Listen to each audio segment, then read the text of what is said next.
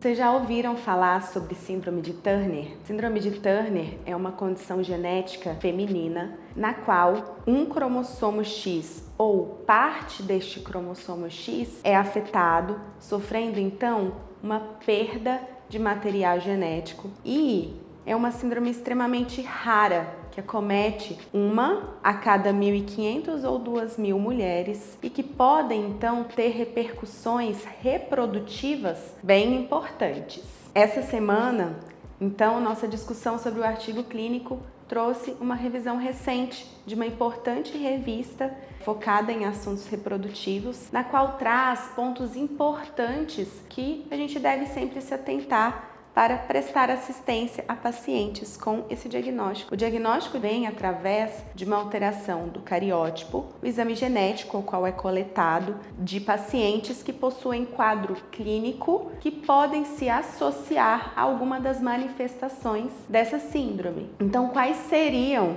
os casos clínicos nas quais a gente precisaria investigar essa síndrome? Pacientes que nunca iniciaram um processo puberal espontâneo, ou seja, não chegaram a crescer a mama, não chegaram a iniciar menstruações espontâneas já lá na adolescência, ou pacientes que evoluíram com o diagnóstico de insuficiência ovariana prematura antes dos 30 anos, também são pacientes que existem aí um grande risco de estarem envolvidos, e mais raramente casais que evoluem para casos de abortamentos de repetição também podem então ter alguma associação com algum dos vários possíveis casos dessa síndrome. Essa síndrome, ela então vem como manifestação de todo o material genético, que é então uma síndrome de Turner pura, ou casos que são um pouco mais amenos em relação às suas manifestações clínicas, que são onde parte das células podem estar normais e parte das células podem estar alteradas dentro de uma mesma paciente. E são os casos então que a gente chama de síndrome de Turner mosaico. A síndrome de Turner, por mais que a gente também esteja focando bastante em parâmetros reprodutivos, também pode se manifestar com alterações sistêmicas, sendo elas principalmente alterações metabólicas, baixa estatura, pacientes com alterações cardíacas.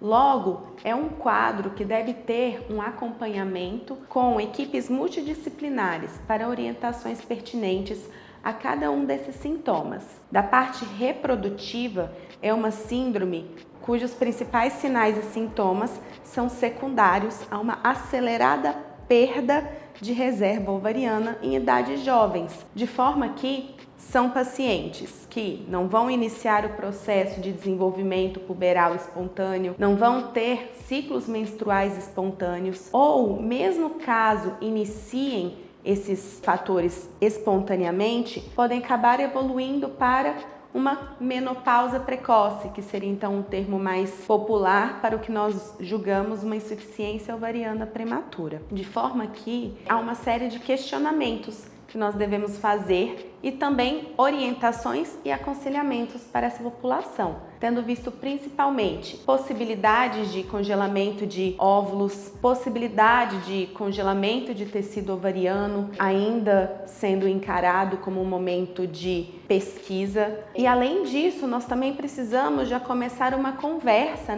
com os pais e com a paciente, mesmo em idades mais jovens, sobre possibilidade de concepção natural mais reduzida nesta população, e além disso, sobre todas essas outras possibilidades que a reprodução assistida pode trazer para que a gente então aumente a chance de sucesso futuro da gestação quando possível, ou quando não possível com óvulos próprios, que a gente apresente uma série de outras possibilidades para essa paciente. Para pacientes que descobrem esse diagnóstico ao longo de uma investigação ou segmento de infertilidade ou abortamento de repetição, o nosso papel também é orientar a respeito das possibilidades terapêuticas que nós podemos fazer ao longo desse segmento e também sobre as maiores potencialidades, principalmente envolvendo perdas, abortamentos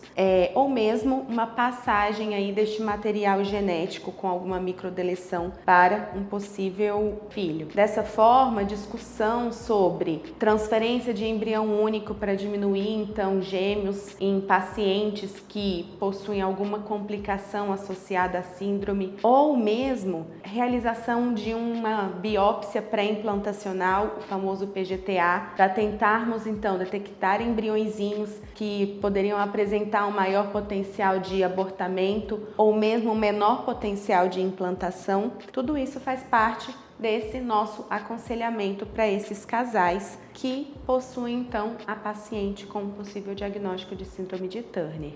Logo, se você é um pai de alguma paciente que possui aí uma síndrome de Turner pura ou mosaico, ou mesmo se você já é uma paciente com esse diagnóstico, que foi aí um diagnóstico precoce por algumas repercussões clínicas, ou mesmo para casais que tiveram esse diagnóstico ao longo de alguma investigação de abortamento de repetição, principalmente, procure sempre um profissional habilitado para passar para vocês todos os aspectos reprodutivos envolvendo esse diagnóstico, para que vocês também discutam possibilidades para conseguir, então, potencialmente uma gestação, ou mesmo, em alguns casos, considerar a necessidade de anticoncepção, ou mesmo terapia hormonal, quando for o caso apropriado.